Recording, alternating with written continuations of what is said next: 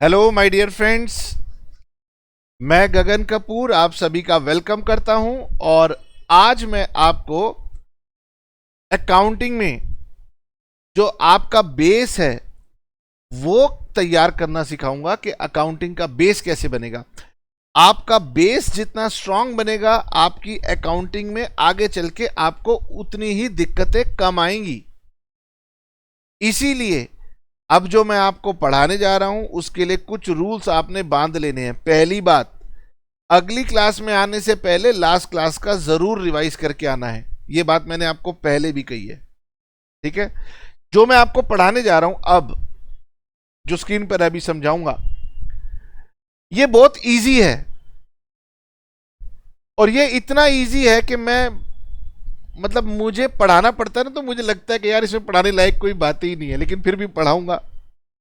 अब इजी है और बच्चा अगर इसको स्किप कर देगा तो उसको आगे चल के अकाउंटिंग में दिक्कत होगी, कहीं ना कहीं दिक्कत होगी, मन में कुछ ना कुछ रह जाएगा, आता हुआ होगा फिर भी रह जाएगा कि सर मेरे को ना अकाउंटिंग में ना कॉन्फिडेंस नहीं आता।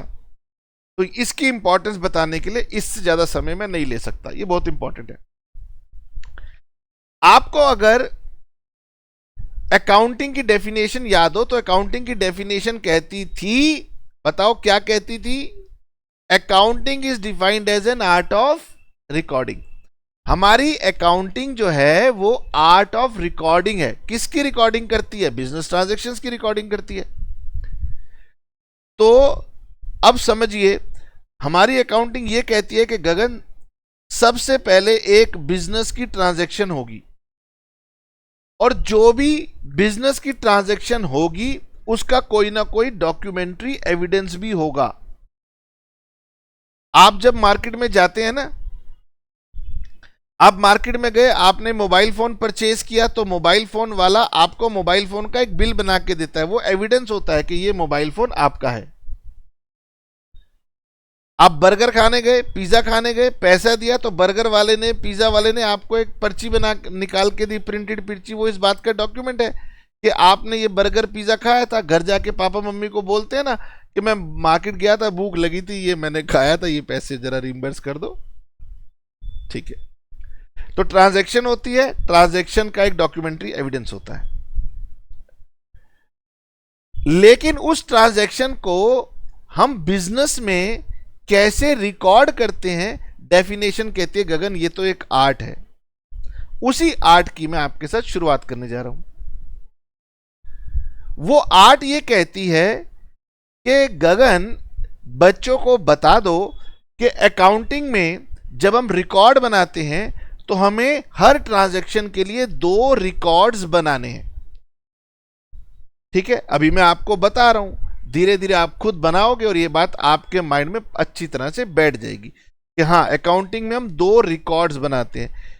एक का नाम है जर्नल और दूसरे का नाम होगा लेजर। तो अगर मैं आपसे कहूं कि अकाउंटिंग में जो आर्ट ऑफ रिकॉर्डिंग है उसमें हम कितने रिकॉर्ड्स बनाएंगे, तो आपने कहना है 2, एक जर्नल और एक लेजर। तो मैं आपको पहले जर्नल बनाना सिखाऊंगा और जर्नल के बाद लेजर बनाना सिखाऊंगा, ओके। और मैंने कहा था ये काम मुश्किल नहीं है, लेकिन आप पहली बार कर रहे हो तो थोड़ा सा समय लगाऊंगा, ओके। सर ये जर्नल जो होता है, ये जर्नल और लेजर ये होते क्या है, इसमें डिफरेंस क्या है? तो बेटे जर्नल के अंदर तो बेसिकली हम लिखते हैं जर्नल एंट्री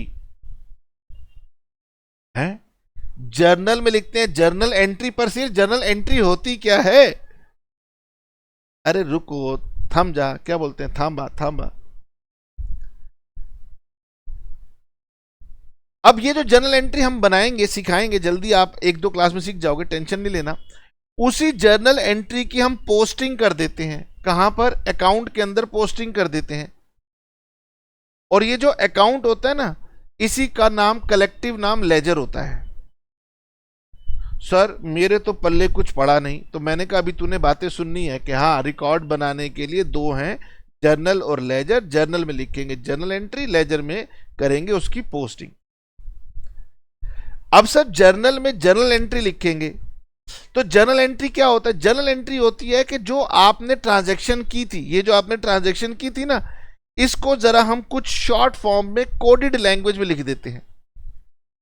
बताओ सर, हम इंसान लोग भी कोडेड लैंग्वेज का इस्तेमाल करते हैं? यस, छोटा सा सिंपल सा कोड लिखना होता है, उस कोड का नाम होता है डेबिट और क्रेडिट। ओ, यानी सर ये सारा का सारा ना आपस में रिलेटेड है। अगर कोई मुझे ये कहता कि बच्चों के लिए जरा सिलेबस ड्राफ्ट करो, तो मैं एक ही चैप्टर में ये सब कुछ लिख देता, मेरे लिए ये एक ही चैप्टर है। लेकिन बुक वाला कह रहा है गगन, तभी तो तुम टीचर और हम ऑथर हैं। ऑथर का काम क्या होता है? गहराई से, बच्चा पहली बार पढ़ रहा है, उसको गहराई से एक एक चीज दिखाना। इसलिए आपकी बुक में chapter number 6 to chapter number 9 आएंगे। ये ऐसे दिखने में इंडेक्स वाइज 4 चैप्टर हैं, लेकिन ये एक ही चैप्टर का पार्ट होने वाला है और आपकी अकाउंटिंग अब स्टार्ट होने वाली है। तो सर चैप्टर नंबर 5 में हम क्या कर रहे थे?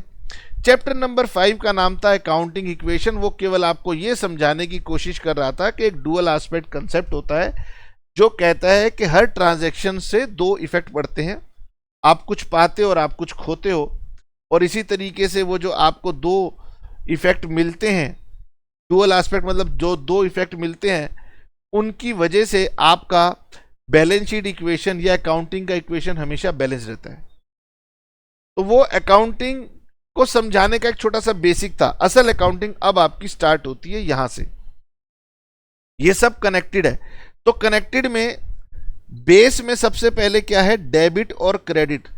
ट्रांजैक्शन नहीं है, ट्रांजैक्शन तो क्वेश्चन बताएगा। मुझे तो क्या सीखना है?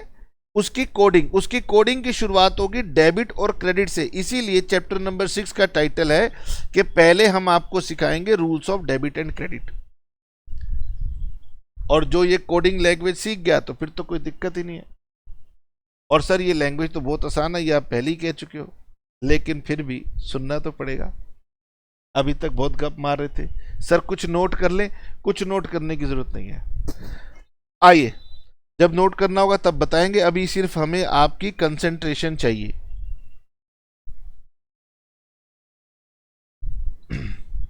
सबसे पहली बात, अकाउंटिंग डुअल एस्पेक्ट कंसेप्ट के ऊपर आधारित है। डुअल एस्पेक्ट कंसेप्ट कहता है कि जब भी कोई ट्रांजैक्शन होगी उसके 2 प्रभाव पड़ेंगे। ठीक है। अब सर हम जब अकाउंट्स में रिकॉर्डिंग करना शुरू करेंगे तो अब हम बहुत एडवांस हो चुके हैं, क्योंकि मतलब अकाउंटिंग कोई 5-10 साल पुराना सब्जेक्ट नहीं है। आप बुक के अंदर पढ़ोगे, वो पता नहीं बताएगा कौन से जमाने में लिकोइस पिकोलिस पता नहीं कहाँ कहाँ से चालू करेगा। तो हम वहां से लेकर आज तक बहुत दूर तक आ गए हैं। तो पहले जब लोग अकाउंट्स बनाते थे ना, तो ज़रा वो कुछ ना कुछ कमी पेशी वाले अकाउंट्स बनाते थे, लेकिन आजकल हम एडवांस्ड हो गए हैं तो हम पूरे अकाउंट्स बनाते हैं। इसीलिए हमारी अकाउंटिंग में ना 2 तरह की अकाउंट्स कीपिंग आएगी। एक तो हमारे पास आएगी डबल एंट्री और एक हमारे पास आएगी सिंगल एंट्री। अकाउंटिंग के 2 सिस्टम है, एक डबल एंट्री और एक सिंगल एंट्री। अब एक बच्चा कहेगा कि सर डुअल एस्पेक्ट और डबल एंट्री एक ही बात है। अरे नहीं भाई, डुअल एस्पेक्ट तो ये कहता था 2 प्रभाव होते हैं। तो सर डबल एंट्री क्या कहता है? डबल एंट्री कहता है मैं दोनों प्रभाव रिकॉर्ड करूंगा। और सिंगल एंट्री क्या कहता है? मैं दोनों प्रभाव रिकॉर्ड नहीं करूंगा, शॉर्टकट में काम चलाऊंगा। ठीक है, ये मैंने आपको इसलिए बता दिया कि एप्रोप्रिएट स्टेज पर जाकर के इसकी बात होगी। लेकिन आपको ये बता दूं, जो अकाउंटिंग आज हम पढ़ने वाले हैं और आगे तक पढ़ते रहेंगे, उसको हम क्या बोलते हैं? Double entry system. बस आपको केवल ये बताना है कि सर डबल एंट्री सिस्टम और डुअल एस्पेक्ट कंसेप्ट में आपको कुछ अंतर लगा कि नहीं लगा। सर अगर मुझे अंतर नहीं लगा, नहीं दिखा, तो क्या मुझे अकाउंट्स नहीं आएगी? अकाउंट्स तो आएगी, लेकिन बताता हूं ना बार बार कि जब टीचर पूछेगी तो मार्क्स थोड़े कम हो जाएंगे, क्योंकि आप लिख नहीं पाओगे। इनमें मामूली अंतर है। खैर, हमारा मकसद अभी ये है कि सर डबल एंट्री सिस्टम क्या कहता है? डबल एंट्री सिस्टम ये कहता है कि जो डुअल एस्पेक्ट कंसेप्ट ने कहा था कि हर ट्रांजैक्शन के 2 एस्पेक्ट होते हैं, एक डेबिट और एक क्रेडिट होता है, उन दोनों को रिकॉर्ड करो। तो डबल एंट्री सिस्टम कहता है कि मैं हर ट्रांजैक्शन की रिकॉर्डिंग जब करूंगा तो डेबिट और क्रेडिट दोनों रिकॉर्ड करूंगा। ओ, तो सिंगल एंट्री सिस्टम कहता था यार कभी हम दोनों भी करेंगे, कभी हम नहीं करेंगे। तो मेरा भी पढ़ने का इरादा भी नहीं है, ना आपको समझाना है, तो मैं उस बारे में ज़्यादा चर्चा भी नहीं कर रहा। डबल एंट्री सिस्टम ही हमारा मेन सिस्टम है, यही फॉलो होता है सब जगह और यही हमारे कोर्स का पार्ट है। डबल एंट्री सिस्टम कहता है हर ट्रांजैक्शन के दो एस्पेक्ट हैं, एक डेबिट है और एक क्रेडिट है। अब सर डेबिट और क्रेडिट तो मैंने सीखना है, यही तो मैं करने आया हूं, डेबिट और क्रेडिट मुझे सिखा दो, बात खत्म। अब डेबिट और क्रेडिट सीखने के लिए हमें 2 स्टेप्स में काम करना है। कितने स्टेप्स में? 2 स्टेप्स में। पहला ये कि आपको मैं कुछ क्लासिफिकेशन ऑफ अकाउंट सिखाऊंगा, तो पहले तो आपने आइडेंटिफाई करना है क्लासिफिकेशन ऑफ अकाउंट्स को, सिखाऊंगा, अभी सिखाता हूं। और जब आप इसको आइडेंटिफाई कर लो क्लासिफिकेशन ऑफ अकाउंट्स को, तो फिर मैं आपको उस क्लासिफिकेशन के डेबिट और क्रेडिट के नियम बताऊंगा। फिर आप उन नियमों को लगाना और उन नियमों को लगाने के बाद आपका डेबिट और क्रेडिट आ जाएगा। तो बताओ मैंने आपको क्या सिखाया?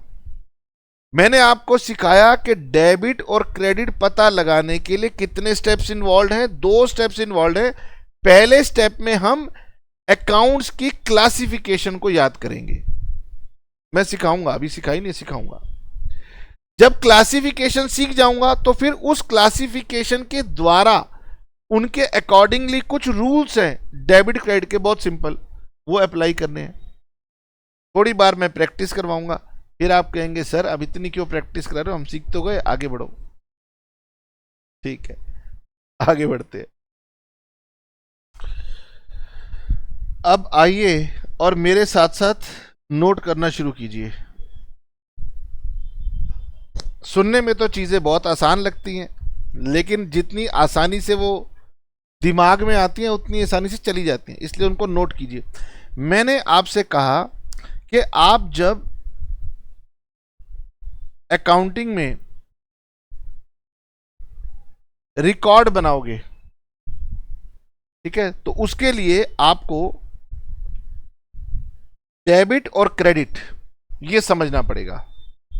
और मैंने आपको बताया कि अगर आप rules of debit and credit, बहुत इंपॉर्टेंट बात करने जा रहा हूं, सिंपल सी बात कर रहा हूं, ये सीखना चाहते हो तो इसके लिए 2 स्टेप्स इन्वॉल्व हैं। बताओ कौन कौन से? पहला स्टेप है कि आपको क्लासिफिकेशन ऑफ अकाउंट्स ये समझनी पड़ेगी। क्लासिफिकेशन ऑफ अकाउंट्स पहला स्टेप है। और फिर उस क्लासिफिकेशन ऑफ अकाउंट्स के बाद आपको अप्लाई करने पड़ेंगे रूल्स, जो कि बताएंगे कि डेबिट और क्रेडिट कब और कैसे होगा। और ये क्लासिफिकेशन ऑफ अकाउंट्स हमारे पास ना 2 तरीके की है, एक है ट्रेडिशनल और एक है हमारे पास मॉडर्न। मॉडर्न को बुक्स ना अमेरिकन भी कह देती हैं, हालांकि अमेरिकन में बड़ा अजीब लगता है मुझे, है ना, सेल्फिशनेस ही कुछ लगता है मुझे, मेरा पर्सनल ओपिनियन है, लेकिन लोग तो बहुत इंप्रेस रहते हैं कि सर। खैर, अब सर हमारे पास 2 क्लासिफिकेशन है, ट्रेडिशनल और मॉडर्न। इनके अपने रूल्स हैं और इनके रूल्स को हम ना गोल्डन रूल्स का नाम भी दे देते हैं, और इनके अपने रूल्स हैं। लेकिन आप किसी भी रूल को लगाओगे, ट्रेडिशनल को लगाओगे या मॉडर्न रूल्स को लगाओगे, किसी को भी लगाओगे, किसी भी क्लासिफिकेशन चलोगे, आपका डेबिट और क्रेडिट सेम आएगा। ओके, और हमें यह बताना नहीं होता कि हमने डेबिट और क्रेडिट कौन से रूल से निकाला है, बस हमें निकालना आना चाहिए। ओके, ठीक है, तो मैं आपको ये 2 बातें सिखाऊंगा। सबसे पहली शुरुआत हम लोग करते हैं ट्रेडिशनल क्लासिफिकेशन से। बहुत सारे बच्चों ने तो अपने घर में जो बड़े हैं, जो अपने बड़े भाई बहनों की रिस्पेक्ट करते होंगे, उनकी बात कर रहा हूं, उन्होंने पूछ लिया होगा कि भैया दीदी थोड़ा अकाउंट सिखा दो, तो उनके भैया दीदी ने जरूर बता दिया होगा कि भैया ट्रेडिशनल क्लासिफिकेशन होती है। अच्छा, कुछ लोग बहुत क्या कहते हैं, क्यूरियोसिटी रहती है ना यार, बुक खोल के पढ़ते हैं, तो उन्होंने बुक खोल के भी पढ़ लिया होगा। तो मेरा कहने का मतलब ये, आप में से बहुत सारे बच्चों को ये आता है ट्रेडिशनल क्लासिफिकेशन। जिनको नहीं आता वो थोड़े सुस्त हैं, लेजी नेचर के। अच्छा, ये ट्रेडिशनल क्लासिफिकेशन कहती है कि अकाउंट्स दरअसल 3 तरीके के होते हैं, लेकिन पहले हम उनको ये कहते हैं कि अकाउंट्स या तो पर्सनल होंगे या इम्पर्सनल होंगे। तो ये ट्रेडिशनल क्लासिफिकेशन ऑफ अकाउंट्स है। और अकाउंट का भी आप सिंपल सा मतलब ये समझोगे कि एक रिकॉर्ड होता है। अकाउंट एक रिकॉर्ड होता है। जैसे आप स्कूल में पढ़ने जाते हो ना, तो स्कूल वालों के पास हर बच्चे का एक रिकॉर्ड है। तो हमारी बिजनेस की भाषा में इस रिकॉर्ड को हम क्या बोलते हैं? अकाउंट बोलते हैं। तो वो कहते हैं हमारे व्यापार में जो हमारे पास रिकॉर्ड्स होंगे उनका नेचर या तो पर्सनल होगा या इम्पर्सनल होगा। और अगर इनका नेचर इम्पर्सनल है तो इसमें फिर 2 कैटेगरी आ जाती हैं। एक को हम बोलते हैं रियल और दूसरे को हम बोलते हैं नॉमिनल। इसका मतलब ये कि ट्रेडिशनल क्लासिफिकेशन कहती है कि हमारे अकाउंट्स जो होते हैं वो 3 टाइप के होते हैं, पर्सनल, रियल एंड नॉमिनल। लेकिन हम कहते हैं कि पर्सनल अलग रख दिया और जो पर्सनल नहीं है, रियल नॉमिनल है, उनको हमने इम्पर्सनल कह दिया। बट फाइनली लास्ट में जाकर के ये 3 तरीके के होते हैं, पर्सनल, रियल और नॉमिनल। यानी कि हम एक रूल बताएंगे पर्सनल के, एक रूल हम बताएंगे रियल के, एक रूल हम बताएंगे नॉमिनल के। ठीक,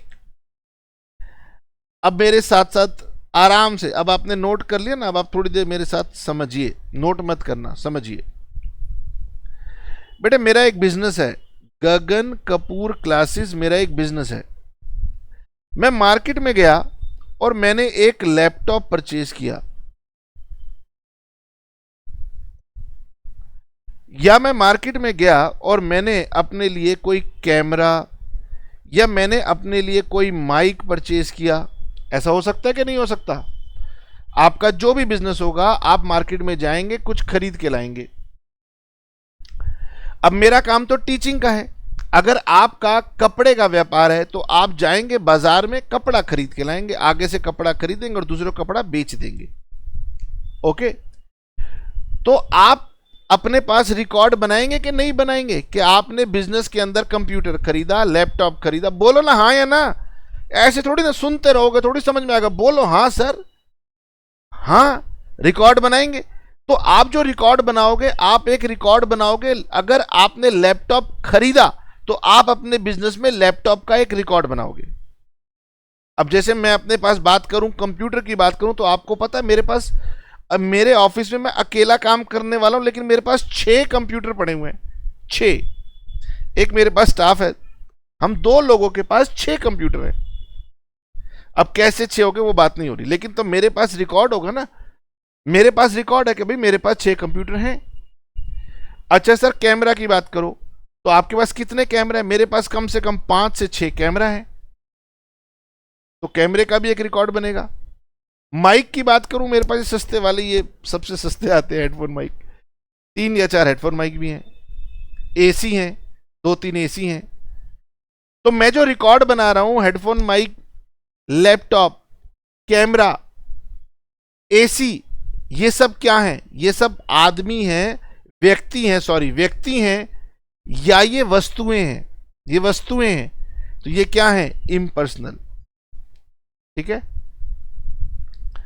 अच्छा, उसके बाद मेरे पास कोई स्टूडेंट पढ़ने के लिए आता है, मैं एक व्यक्ति से अपनी वेबसाइट का काम करवाता हूं, मैं एक व्यक्ति से अपने टाइपिंग का काम करवाता हूं। तो हम बिजनेस में पर्सन्स के साथ भी डील करते हैं, और हम अपने बिजनेस में पर्सन से नहीं, वस्तुओं के साथ भी डील करते हैं। तो हमारी अकाउंटिंग कहती है गगन बहुत सिंपल है, अगर आप किसी पर्सन के साथ डील करोगे, समझना, नोट नहीं करना, समझना, पहले समझ लो। अगर मैं पर्सन के साथ डील करूंगा तो मेरी डीलिंग कैसे होगी? मेरी बात ध्यान से सुनो, सिंपल बात बताऊं आपको। मान लीजिए आपका गारमेंट का बिजनेस है, कपड़े का व्यापार है, आप गए और आप आगे से कपड़ा खरीद के लाए, उस व्यक्ति से आप कपड़ा खरीद के लाए, अपनी दुकान पर आ गए, आपका एक कस्टमर आया, बोला बाबूजी मेरे को एक जीन्स खरीदनी है, आपने उसको एक जीन्स दे दी, वो ले गया, जीन्स ले गया। तो व्यक्तियों के साथ आपकी डीलिंग कैसे होगी, बोलो? एक व्यक्ति आया, आपसे सामान ले गया, और दूसरा व्यक्ति था वो आपको सामान दे गया। तो व्यक्तियों के लिए या तो रिसीवर या फिर गिवर। एक व्यक्ति रिसीवर है या गिवर है। अब मैं इसको और इलेबोरेट कर देता हूं, ठीक है? मेरा नाम क्या है? मेरा नाम है गगन फैशन स्टोर, क्योंकि मैंने ना गारमेंट्स की बात की। इसका मैंने नाम रखा सप्लायर, क्वेश्चन में इसका नाम आ जाएगा राम श्याम मोहन। इससे मैंने गुड्स बाय किए, और फिर एक व्यक्ति आया और मैंने इसको गुड्स सेल कर दिए, तो ये कहलाएगा मेरा कस्टमर। सिंपल सा एग्जांपल दिया। एक व्यक्ति से अकाउंट्स कौन बना रहा है? अकाउंट्स हमेशा मैं बना रहा हूं। तो मैंने ये सोचना है, उस व्यक्ति से मैंने सामान लिया है, उस व्यक्ति से मैंने सामान लिया है, या उस व्यक्ति को मैंने सामान दिया है। ओके, जिनसे मैंने सामान लिया, बताओ ना, इनसे मैंने सामान लिया, तो ये क्या कहलाएंगे? ये मेरे लिए हो जाएंगे गिवर, जिन्होंने मुझे कुछ दिया है, और ये मेरे लिए क्या हो जाएंगे? रिसीवर। ओके,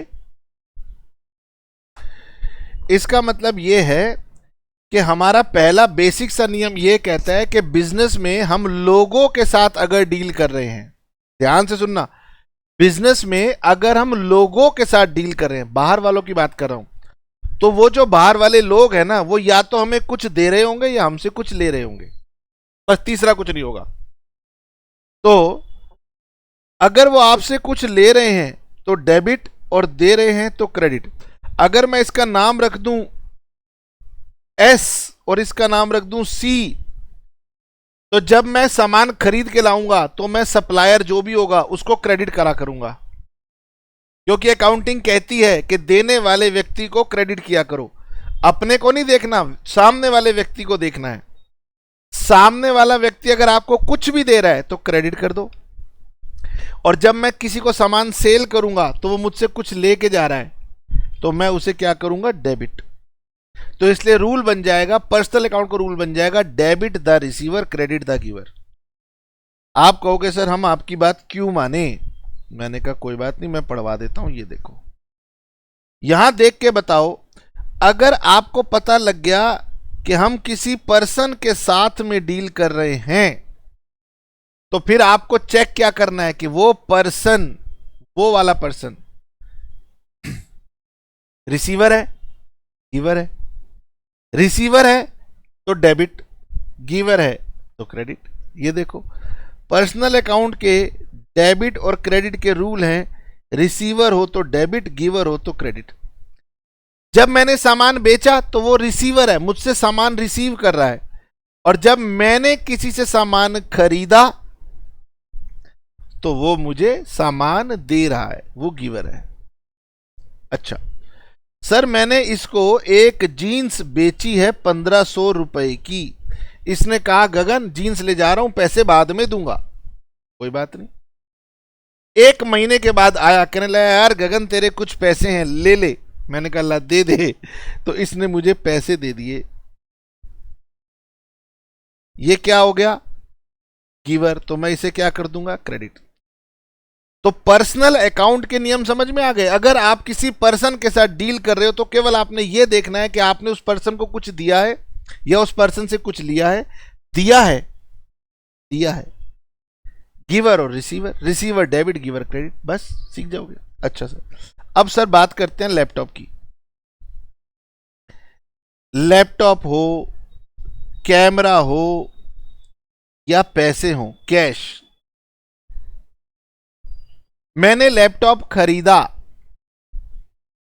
ओके, तो लैपटॉप खरीदूंगा तो लैपटॉप मेरे पास आएगा, बोलो ना, लैपटॉप मेरे पास आ गया। अभी मैंने बताया था कि मैंने 1500 रुपए की जीन्स बेची, वो व्यक्ति आया, वो कह रहा ले गगन अपने पैसे पकड़, उसने मुझे कैश दिया। अब मैं कैश के बारे में बात कर रहा हूं, मैं कैश का रिकॉर्ड बना रहा हूं। तो कैश क्या है? क्या कैश पर्सन है? नहीं सर, कैश तो पर्सन नहीं है, वो वस्तु है। और वस्तुएं या तो आएंगी या जाएंगी, किसके पास? व्यापार के पास। अब यहां पर देखो,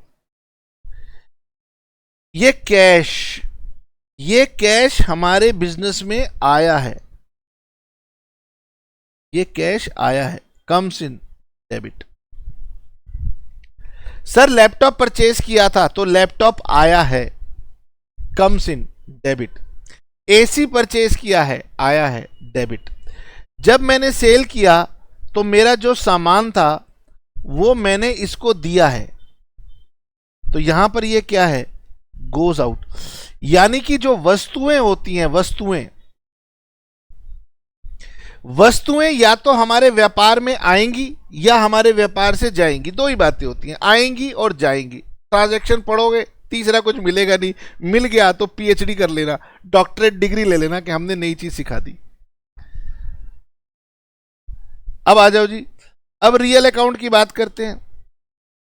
अगर कोई वस्तु है, मैंने एग्जाम्पल दिया, एसी है, लैपटॉप है, फर्नीचर है, कैश है, मशीनरी है, सामान है, ये सारी चीजें वस्तुएं हैं। ये वस्तुएं या तो हमारे व्यापार में आएंगी या जाएंगी, तो यहां पर क्या होगा? अगर ये व्यापार में आए तो डेबिट कर देना, चली जाए तो क्रेडिट कर देना। आप कहोगे सर क्यों माने? मैंने कहा ये देखो, रियल अकाउंट, ठीक है ना, रियल अकाउंट मतलब वस्तुएं। ये वस्तुएं अगर आपके व्यापार में आ रही हैं तो डेबिट कर देना, और अगर आपके व्यापार से जा रही हैं तो क्रेडिट कर देना। तो कैश सबसे अच्छा उदाहरण है। कैश मिला, कम्स इन डेबिट, कैश गया, गोज आउट क्रेडिट। सामान खरीदा तो सामान आया, सामान डेबिट। सामान बेचा तो सामान गया, गुड्स गए, गुड्स क्रेडिट। ओ वाह जी वाह सर, ये तो बहुत आसान है। लेकिन सर आपने तो कहा था कि हमारे पास या तो कोई रिकॉर्ड किसी व्यक्ति का होगा या किसी वस्तु का होगा। तो वस्तु का होगा तो वो रियल हो गया। अब कभी कभी ऐसा भी होता है कि इन दोनों से हटके एक तीसरी चीज हो जाती है। वो तीसरी चीज समझो, वो तीसरी चीज होती है कि मैंने मोबाइल में मैसेज आया, अरे गगन तुम्हारा तो वोडाफोन का बिल पेंडिंग है, जमा कराओ। ओए होए होए होए होए,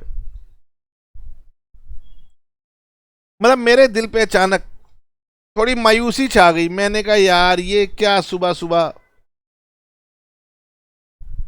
खत्म, खर्चा हो गया, खर्चा है ना, खर्चा हो गया।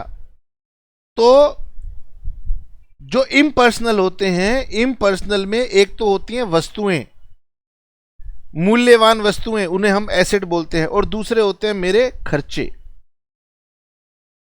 एक्सपेंस।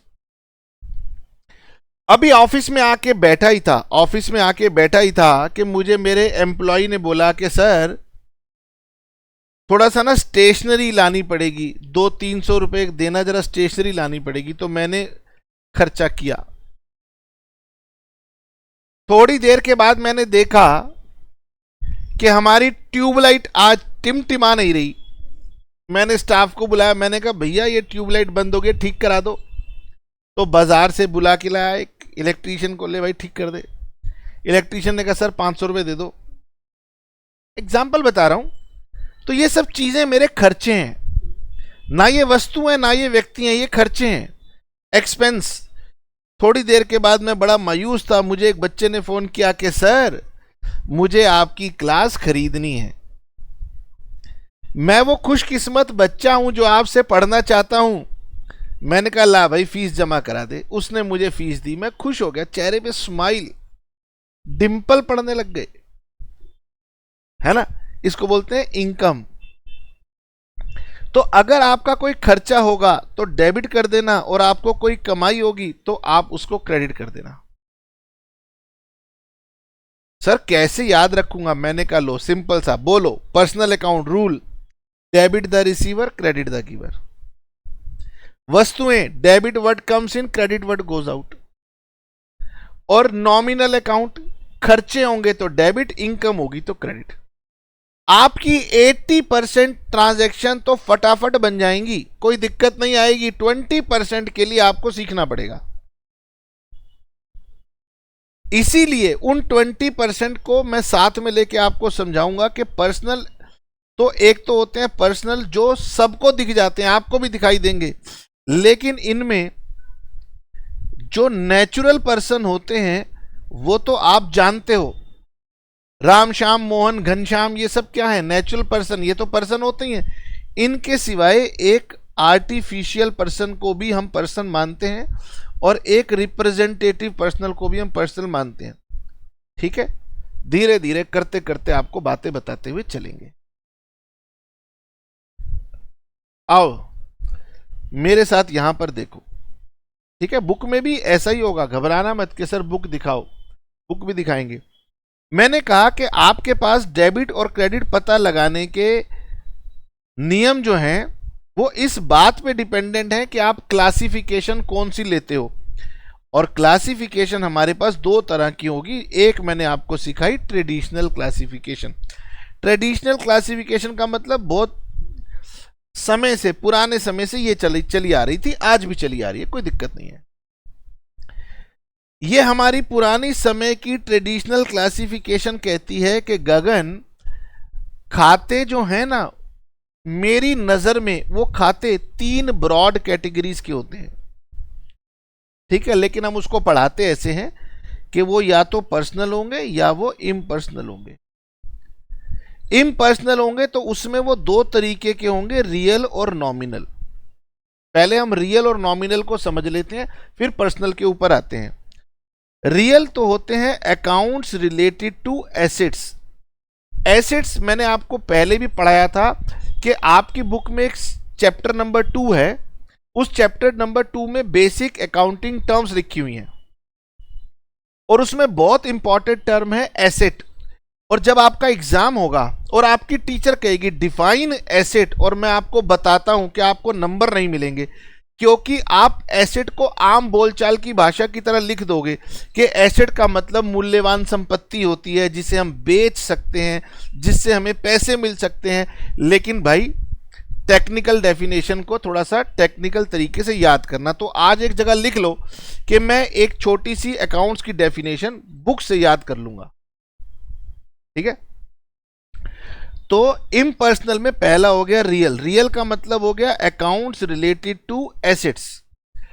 और अकाउंटिंग इक्वेशन जब आप पढ़ते हो तो एसेट के अंदर आप डेटर को आप एसेट मानते हो। डेटर का मतलब होता है मेरे कस्टमर, जिनसे मैंने पैसा लेना है। लेकिन रियल अकाउंट कहता है कि डेटर क्योंकि एक व्यक्ति होता है, ट्रेडिशनल क्लासिफिकेशन कहता है कि वो एक पर्सन है, उसके ऊपर पर्सन के नियम लगेंगे। मैंने अभी एग्जाम्पल दिया था कि मैंने एक व्यक्ति से सामान खरीदा, एक व्यक्ति को सामान बेचा। जिसको मैंने सामान बेचा वो मेरा कस्टमर है, तो मैंने उस पर डेबिट द रिसीवर और क्रेडिट द गिवर का नियम लगाना है। लेकिन अकाउंटिंग कहती है एसेट वो व्यक्ति होता है जिससे हमें कोई पैसा मिलना हो, तो वो व्यक्ति मुझे पैसा देगा।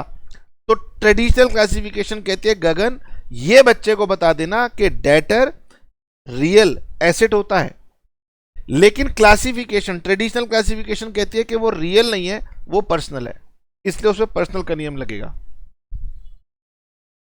अच्छा, इसके एग्जाम्पल दिए। एसेट क्या होता है? लैंड, मूल्यवान वस्तु है, लैंड जब मर्जी बेच के पैसे ले लो। बिल्डिंग है, स्टॉक है, कैश है, इन्वेस्टमेंट्स हैं, फर्नीचर है, प्लांट है, मशीनरी है। जिनकी फिजिकल एग्जिस्टेंस है उनको हम बोलते हैं टेंजिबल संपत्ति, और जिनकी फिजिकल एग्जिस्टेंस नहीं है उसको बोलते हैं इनटेंजिबल संपत्ति। जैसे कि मेरी वेबसाइट का नाम है गगन कपूर क्लासेस। कम दाम होगा, लेकिन अगर मैं बेचना चाहूं तो हो सकता है कोई खरीद ले। इसी तरह से मेरे पास ना कुछ क्या बोलते हैं वेबसाइट के नाम मैंने खरीद के रखे हुए हैं। मेरी वेबसाइट का नाम है CA online classes, TU online classes, और मुझे कई बार वहां पर मेल आ जाती है कि गगन क्या तुम सीए ऑनलाइन क्लासेस बेचना चाहो तो 1 लाख रुपए ले लो। डीयू ऑनलाइन क्लासेस का अगर तुम अपना नाम बेचना चाहते हो तो मुझसे 1 लाख रुपया ले लो। तो ये क्या है, इनकी कोई फिजिकल एग्जिस्टेंस नहीं है, इनटेंजिबल एसेट्स हैं जिनका अधिकार हमें किसी कागज के तहत मिला हुआ होता है। तो ये हमारे पेटेंट्स हैं, गुडविल है, ट्रेडमार्क है, धीरे धीरे जान जाओगे, बस अभी पढ़ लो। तो सर ये हमारे रियल अकाउंट्स हैं। रियल अकाउंट्स का रूल होता है कि जब ये बिजनेस में आएंगी तो डेबिट, जाएंगी तो credit. Debit what comes in, credit what goes out. 2-4 बार बोलोगे, माइंड में अपने आप ब्लड में चला जाएगा। अब इम्पर्सनल के अंदर फिर आते हैं accounts related to expenses and incomes. आपने कोई पैसा खर्चा और उसका बेनिफिट उसी समय खत्म हो गया, भविष्य में नहीं मिलेगा, उसको बोलते हैं एक्सपेंस। उदाहरण देता हूं, मैंने एक कार बुक कराई, ऑफिस से घर जाने के लिए ओला से कार बुक कराई। कार आई, मुझे लिया, मेरे घर पहुंचाया, मुझसे पैसा लिया और चला गया। कोई मुझसे पूछ रहा है गगन तूने इसे पैसे किस बात के दिए? मैंने कहा भाई कार सर्विस ली थी, उसके पैसे दिए। अब उस पैसे का बेनिफिट खत्म हो गया, एक्सपेंस। लेकिन मैंने शोरूम से जाके कार खरीदी। एक व्यक्ति ने पूछा गगन तूने इसको पैसे दिए बड़े सारे? मैंने कहा भाई कार खरीदी। अब वो कार का मजा भविष्य में भी मिलेगा, खत्म नहीं हुआ उसका बेनिफिट, तो वो रियल बन गया। तो रियल का मतलब होता है एसेट जिसका बेनिफिट मुझे भविष्य में मिलेगा, और जिसका बेनिफिट खत्म हो गया वो मेरा नॉमिनल हो गया। जैसे टेलीफोन पिछले महीने का बिल था, वो तो खत्म हो गया, अब नया इस्तेमाल करूंगा, दोबारा पैसे दूंगा। सर मैंने खाना खाया, खाना खा लिया, पैसे दे दिए, खत्म, अब दोबारा खाऊंगा, दोबारा पैसे दूंगा। ठीक है, धीरे धीरे ये भी सीख जाओगे। एक्सपेंस और इनकम, जो मेरे चेहरे पे खुशी ले आया था, जिससे डिंपल पड़ गए थे मेरे गालों के ऊपर, मुझे बच्चे ने फीस दी, है ना, इनकम। बैंक वाले का मैसेज, गगन तुम्हारे बैंक में जो थोड़ा सा तुमने चिल्लर जमा किया हुआ ना, उस पर एक ब्याज बनता है, ले जा, आके ले जा। मैं खुश हो गया, मैंने कहा चल यार बर्गर ही आ जाएगा उसका, कोई बात नहीं। तो ये एक्सपेंस के मैंने नाम लिखे, व्यापार में रेंट है, सैलरी है, इलेक्ट्रिसिटी है। डेप्रिसिएशन मैं बार बार कहता हूं, टर्म पढ़ाते हुए भी कहा था, अब दोबारा नहीं बताऊंगा, चेक करना क्या होता है डेप्रिसिएशन। हमें नुकसान हो जाते हैं, बैड डेट्स, हमारा पैसा कोई मार जाए तो उसे बोलते हैं बैड डेट्स, डूब गया। इनकम है, रेंट मिला हो, बिल्डिंग किराए पे दियो, रेंट मिला हो, ब्याज मिला हो, ये सब हमारी इनकम्स है। पर्सनल अकाउंट का रूल है debit the receiver, credit the giver. Real account का रूल है debit what comes in, credit what goes out. Nominal account का रूल है खर्चे डेबिट, इनकम क्रेडिट। इसके ऊपर बेस हम अपना काम कर सकते हैं, एंट्री बना सकते हैं। ओके, अब समय थोड़ा कम रह गया है, क्वेश्चन करूंगा तो पूरा हो नहीं पाएगा, तो मैं सोचता हूं कि चलो अब आपको यह भी समझाई देता हूं। दोबारा से रिपीट कर रहा हूं कि ट्रेडिशनल क्लासिफिकेशन ऑफ अकाउंट्स कहती है कि अकाउंट्स 3 तरीके के होते हैं, पर्सनल, रियल और नॉमिनल। ठीक है, अगर आपसे पूछे अकाउंट्स कितने तरीके के होते हैं तो हम कहेंगे ट्रेडिशनल क्लासिफिकेशन कहती है पर्सनल, रियल एंड नॉमिनल। ठीक है, रियल और नॉमिनल ये दोनों ना अलग अलग तरीके के अकाउंट हैं। अब आपको दिखाई दे रहा होगा कि सर पर्सनल में भी आपने यहां पर 3 कॉलम बनाए हैं, तो आपको कहना चाहिए अकाउंट्स 5 तरीके के होते हैं, 1, 2, 3, 4 और 5। मैं कह रहा हूं नहीं बच्चे, ये तीनों पर्सनल के ही नाम हैं, ये तीनों पर्सनल के ही नाम हैं। इसका नाम है नेचुरल पर्सन, जो हर कोई समझता है, राम, श्याम, मोहन, गीता, प्रियंका, सोनिया, ये सब आप समझते हो, नेचुरल पर्सन है। अकाउंट्स में इनका खाता जिस नियम से बनेगा उसी नियम से आर्टिफिशियल पर्सन का भी खाता बनेगा। अब मैं समझाता हूं आर्टिफिशियल पर्सन क्या है। ओके, सुनो, मैंने रिलायंस इंडस्ट्री से कुछ सामान खरीदा, मैंने अडानी कंपनी से कोई सामान खरीदा। सुनना, पहले देने वाला आदमी था, मैंने राम से सामान खरीदा तो राम ने सामान दिया। अब मैंने राम से नहीं खरीदा, मैंने कंपनी से खरीदा, तो अब देने वाला कौन है? कंपनी। तो वो कहते हैं कि भाई कंपनी को भी हम पर्सनल अकाउंट की तरह ट्रीट करेंगे। मैं कह रहा हूं भाई वो कोई पर्सन नहीं है, तो अकाउंट के लिए समझ लो, यही आपको बता रहे हैं अब कि जो भी संस्थाएं होंगी, जो भी ऑर्गेनाइजेशन होंगी, व्यापार में हम व्यक्ति के साथ भी लेन देन करते हैं और व्यापार में हम संस्थाओं के साथ भी लेन देन करते हैं। कंपनी के साथ हमने व्यापार किया तो कंपनी के ऊपर भी वही नियम लागू होंगे जो एक नेचुरल पर्सन के नियम थे, debit the receiver, credit the giver. अगर कंपनी ने मुझसे सामान लिया है तो मैं कंपनी को डेबिट करूंगा, भविष्य में वो कंपनी मुझे उसके पैसे देगी। अगर मैंने कंपनी को सामान बेचा है ना, अगर मैंने कंपनी को सामान बेचा है तो कंपनी रिसीवर होगी डेबिट, और भविष्य में वो मुझे पैसे देगी। जब वो मुझे पैसे देगी तो वो हो जाएगी गिवर। यानी संस्थाओं के भी रिकॉर्ड मेंटेन करने के नियम वही लगते हैं जो कि एक नेचुरल व्यक्ति के लगते हैं। ओके, तो उन्हें भी हम पर्सनल कैटेगरी में मान के चलेंगे। लेकिन हम उन्हें क्या कहेंगे? कोई व्यक्ति कहेगा कि भाई ये तो व्यक्ति होते नहीं है, तो अकाउंट्स ने लिख दिया कि गगन बच्चों को बता दो, ये नियम है, हम उन्हें आर्टिफिशियल पर्सन कहते हैं। रॉबर्ट पिक्चर देखी थी ना, वो कहता था अकल है, कहता था नहीं निकल है। कह रहे तुझे किसने पैदा किया? कहते पैदा नहीं किया, बनाया गया हूं। नेचुरल पर्सन, कोई बच्चा दिक्कत नहीं करेगा, लेकिन संस्थाएं आएंगी तो उन्हें भी पर्सन मानना है। बच्चा कहेगा सर ये भी हम समझ जाएंगे, लेकिन बच्चा फिर भी गलती करता है। मैं आपको बता देता हूं, मैं आपको फिर बता देता हूं, मेरी बात को नोट कर लिया करो बेटे। मैं आपको बताता हूं, मेरी टीचर जब मुझे अकाउंट्स पढ़ाती थी तो पूरे स्कूल में जाकर बोलती थी कि भाई गगन के जैसा स्टूडेंट मैंने कहीं नहीं देखा, गगन के जैसा अकाउंट का स्टूडेंट मैंने कहीं नहीं देखा, गगन के जैसा भाई अकाउंट्स ब्रिलियंट किसी बच्चे को आता नहीं है। वो मेरी बहुत तारीफ करती थी। वो मेरी क्यों तारीफ करती थी? ऐसा नहीं है कि मेरे पास बहुत सुपर डुपर माइंड था। हमारी टीचर जब मुझे ये कहती थी ना कि ये बात मैं आपको बता रही हूं, लेकिन जब पूछूंगी तो आपको याद नहीं रहेगा, मैं उसी समय लिख लेता था।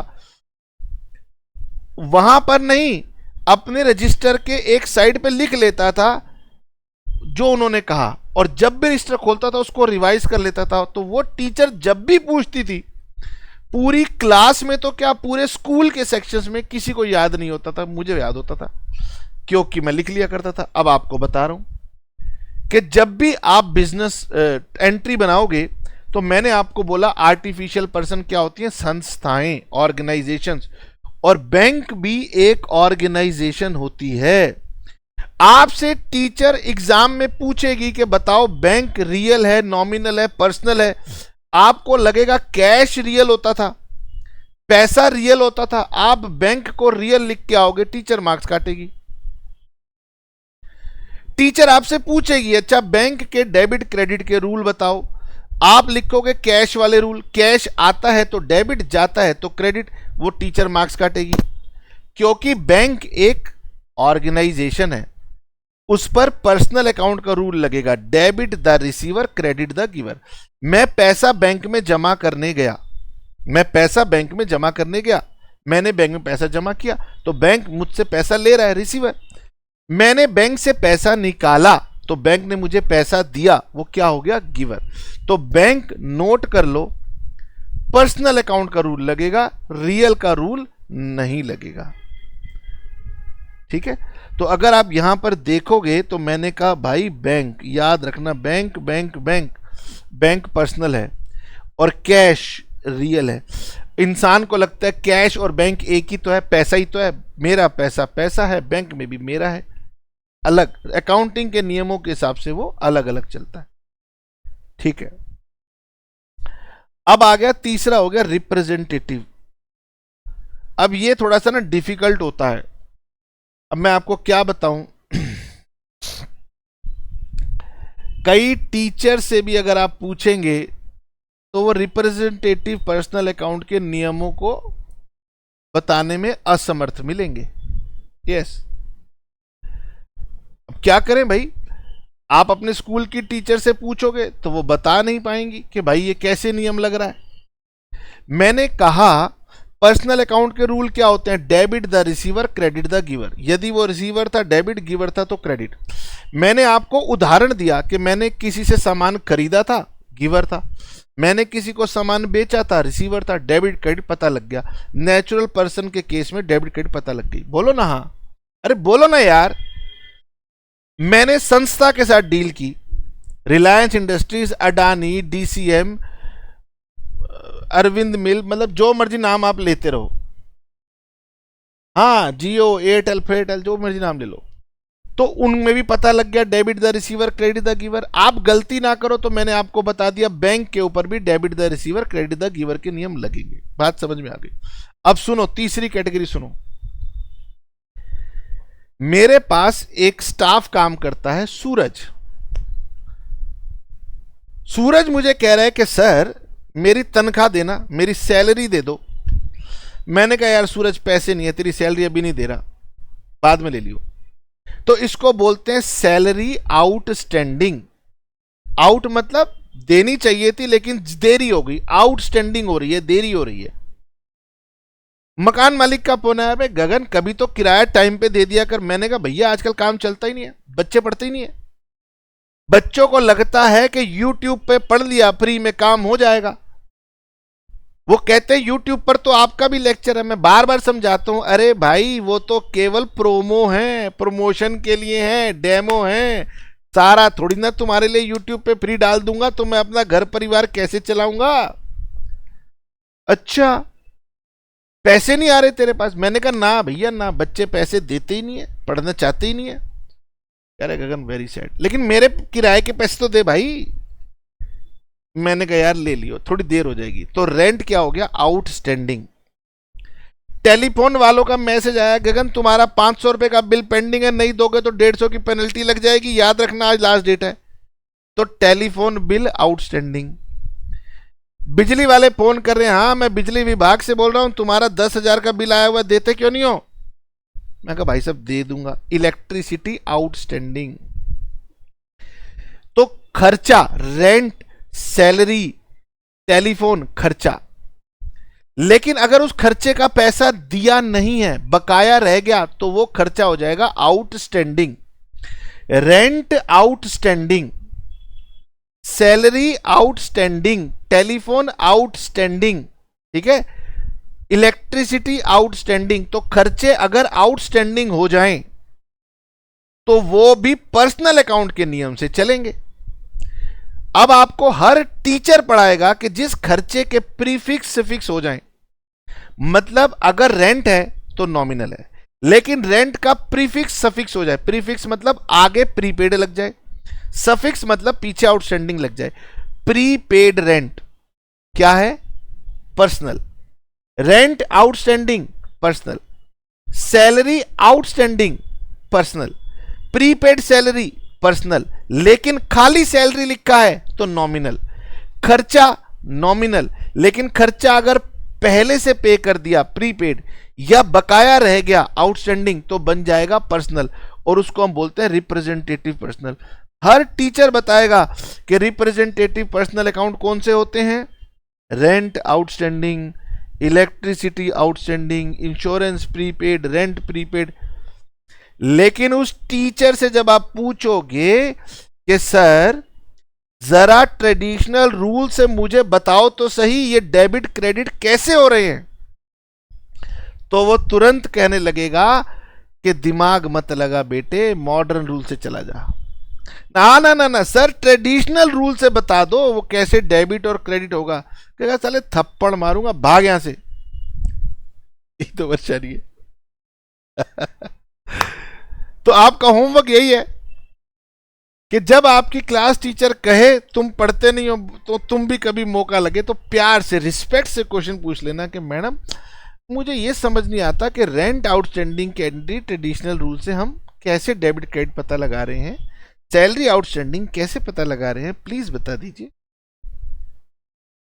फिर आके बताना कि हमारी टीचर ने बताया कि नहीं बताया। हम भी यार हम बताएंगे, किसी को नॉलेज मिले हमारी वजह से, कोई हमें भी किसी, हमारे गुरु ने हमें नॉलेज दी।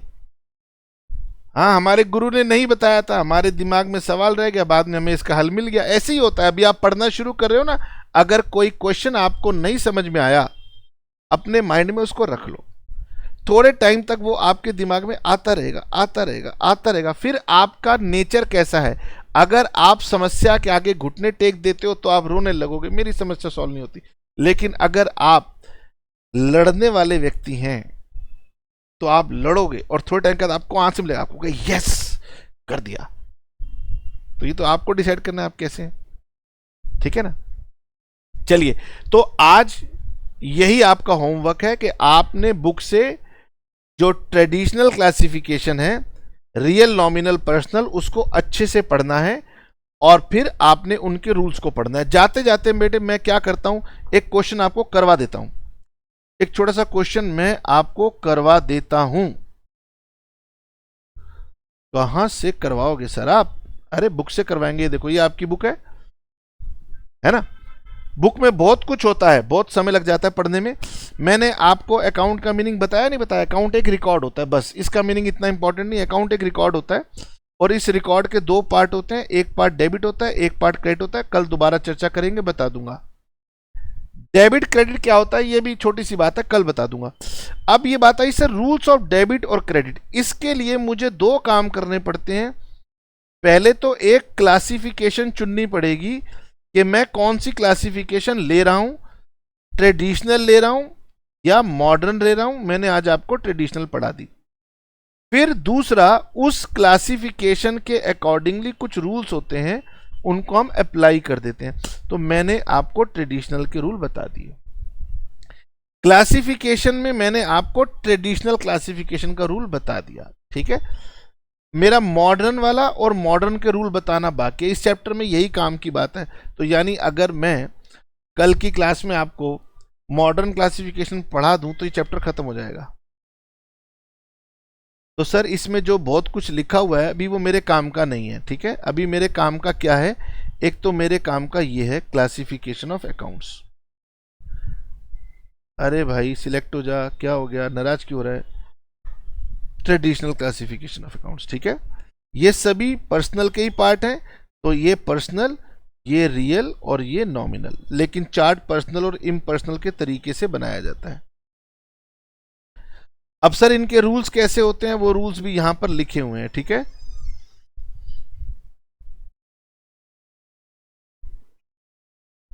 और फिर ये मैंने आपको बताया था कि अगर कोई प्रीफिक्स या सफिक्स लग जाए खर्चे के आगे, अगर किसी खर्चे के आगे प्रीफिक्स सफिक्स लग जाए तो वो हमारा रिप्रेजेंटेटिव पर्सनल अकाउंट बन जाता है, ठीक है।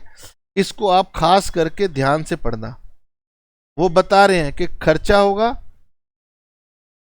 खर्चा होगा तो नॉमिनल होगा, लेकिन उनके आगे कोई प्रीफिक्स सफिक्स लग गया तो वो बन जाएगा रिप्रेजेंटेटिव पर्सनल अकाउंट। ये आपके मेन काम का है। आओ जी, पहला काम वो कह रहे कि गगन ये बताओ कि ये पर्सनल है, रियल है या नॉमिनल है। तो मैंने इलस्ट्रेशन नंबर 1 आपको होमवर्क के लिए दे दी क्योंकि सॉल्यूशन अवेलेबल है। मैं आपको अनसॉल्व्ड में से करवा देता हूं।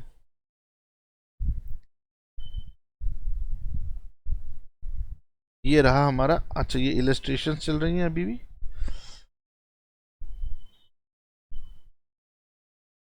वाह जी, आइए।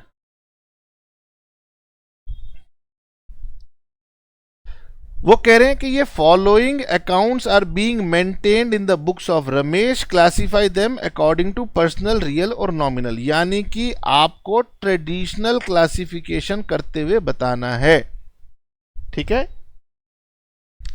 लैंड एंड बिल्डिंग एक मूल्यवान वस्तु है, रियल है। ओ, एक्साइज ड्यूटी, अब मैं आपको बताऊं एक्साइज ड्यूटी एक डिस्प्यूटेड आइटम हो गई, इट इज डिस्प्यूटेड आइटम। पर सर हम अभी क्या लें, मैंने कहा नॉमिनल ले लो, खर्चा मान लो, ड्यूटी टैक्सेस को खर्चा मान लो। वैसे ये गलत है, क्योंकि इसके लिए मुझे लंबी चौड़ी बातें करनी पड़ेंगी, एडवांस लेवल की बातें हैं जो कि मैं अभी आपके साथ नहीं करना चाहता, कर भी नहीं सकता। क्रेडिटर, क्रेडिटर क्या होते हैं? जिन्हें हमने पैसा देना है, ये हमारी लाइबिलिटी है, हमने इनको पैसा देना है। तो ये वो व्यक्ति हैं, ये वो व्यक्ति हैं जिनसे हमने कभी उधार पे सामान खरीदा था और कहा था पैसे दूंगा। क्रेडिटर वो है जिससे मैंने उधार पे सामान खरीदा था, तो मैंने इस व्यक्ति को पैसे देने हैं, ये मेरा पर्सनल अकाउंट। कैपिटल, ये हमारे व्यापार का मालिक, पर्सनल। मोटर व्हीकल, मूल्यवान वस्तु, रियल। गुडविल, गुडविल, गुडविल, याद करो याद करो, ये बार बार बता रहा हूं क्योंकि ये नॉर्मल टर्म नहीं है ना, थोड़ा समय लेगी याद करने में, बाकी चीजें बार बार आती हैं, बच्चों को जल्दी पता लग जाती हैं। ये रियल है। इनटेंजिबल एसेट है। गुडविल, पेटेंट्स, ट्रेडमार्क, कॉपीराइट, ये सब मूल्यवान मेरे अधिकार हैं, ठीक है। इन्वेस्टमेंट्स रियल होती हैं। सैलरी, खर्चा, नॉमिनल। डेटर, जिसे मैंने उधार सामान बेचा था, जिससे मुझे पैसे मिलने हैं, तो सर पर्सनल। बैड डेप्ट, भगोड़ा मेरे पैसे लेके भाग गया। अरे भाई क्यों इतने गुस्से में हो? अरे यार एक आदमी से पैसे लेने थे, मिल नहीं रहा, पता नहीं कहां भाग गया, नुकसान हो गया मेरे को। नुकसान मतलब नॉमिनल। सर जैसे आपके दिमाग में आ रहा है मेरे दिमाग में आ नहीं रहा, तो मेरे दिमाग में इसलिए चीजें आती हैं क्योंकि मैंने कई साल प्रैक्टिस की है। तो आप 2-4-5 दिन प्रैक्टिस करोगे, आपके दिमाग में मेरे से पहले बातें आनी शुरू हो जाएगी। डेप्रिसिएशन, नॉमिनल, बार बार कहा है। डेप्रिसिएशन, बैड डेट्स क्या होते हैं? बुक में ढूंढो, गूगल करो, ठीक है। एक व्यक्ति आपका पैसा देना था, पैसा मार गया, बैड डेट्स। आप एक कार खरीद के लाए थे, 10 लाख रुपए की कार थी, आज आप बाजार में गए तो वो कह रहा है भैया 8 लाख रुपए की है ये कार। आप कहोगे मतलब मेरे 2 लाख की कार की वैल्यू टूट गई? कह रहे हाँ भाई तूने कार इस्तेमाल कर ली, नई कार 10 लाख की है और तेरी कार जो तूने घिस दी है 2 लाख रुपए कम हो गई है, तो आपकी कार की घिसावट 2 लाख रुपए हो गई, ये आपका नुकसान है। वेजिस, नॉमिनल, जो फैक्ट्री में लोग काम करते हैं उनको वेजिस दी जाती हैं, जो दफ्तर में काम करते हैं उनको हम सैलरी देते हैं। सर हमें पता है, व्हाइट कॉलर, ब्लू कॉलर, अरे भाई आपको सब पता है। Repair, nominal. रमेश, अब वो डेटर हो क्रेडिटर हो, मेरे लिए तो पर्सनल है, मुझे कौन सा रूल लगाना है? अभी रूल लगाना होगा तब बात करेंगे। इंटरेस्ट रिसीव्ड, अब ये कमाई है, इसको हम नॉमिनल बोलेंगे, nominal. Bank overdraft, bank overdraft, bank आ गया, पर्सनल है। Purchase returns, oh my god, purchase returns मुझे भी समझना पड़ेगा, परचेज रिटर्न्स क्या होती हैं। ये वैसे तो नॉमिनल कैटेगरी में जाएंगी। Drawings, personal. Freight, nominal. Return inward, nominal, ठीक है। तो मुझे आइटम नंबर 17 और आइटम नंबर 20 का आंसर देखना पड़ेगा कि 17 और 20 का आंसर क्या है। वो कह रहे गगन नॉमिनल, देख लो। कभी कभी ऐसा हो जाता है कि कुछ चीज़ों में हम डबल श्योर होना चाहते हैं कि बुक हमारे अकॉर्डिंगली बात कर रही है या नहीं कर रही, क्योंकि अब जैसे मेरा ज्ञान है, मेरा ज्ञान ज़्यादा है, तो मेरा एक्साइज ड्यूटी पे ओपिनियन बदल सकता है तर्क के साथ।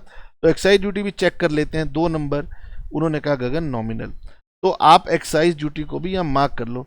हालांकि अब एक्साइज ड्यूटी खत्म हो गई है, उसकी जगह जीएसटी आ गया है, और जीएसटी के बारे में हम आपको सेपरेटली बताएंगे, तब आप समझ पाओगे कि भाई जीएसटी नॉमिनल नहीं है। एक्साइज ड्यूटी का नया नाम जीएसटी है। बुक कह रही है एक्साइज ड्यूटी नॉमिनल है, और मैं कह रहा हूं जीएसटी पढ़ाऊंगा तब रीजन के साथ समझा दूंगा कि जीएसटी नॉमिनल नहीं है। ओके, ठीक है सर। तो आपके लिए इलस्ट्रेशन नंबर 1 होमवर्क है, अगली क्लास में करके आइएगा। आपके लिए ट्रेडिशनल क्लासिफिकेशन के रूल्स और ट्रेडिशनल क्लासिफिकेशन में कौन कौन से अकाउंट आते हैं ये आपने पढ़ के आना है। ओके, नेक्स्ट क्लास में मिलेंगे और मॉडर्न क्लासिफिकेशन की बात कर लेंगे, फिर उसके बाद एंट्री बना लेंगे। चलिए, tata, bye bye, see you.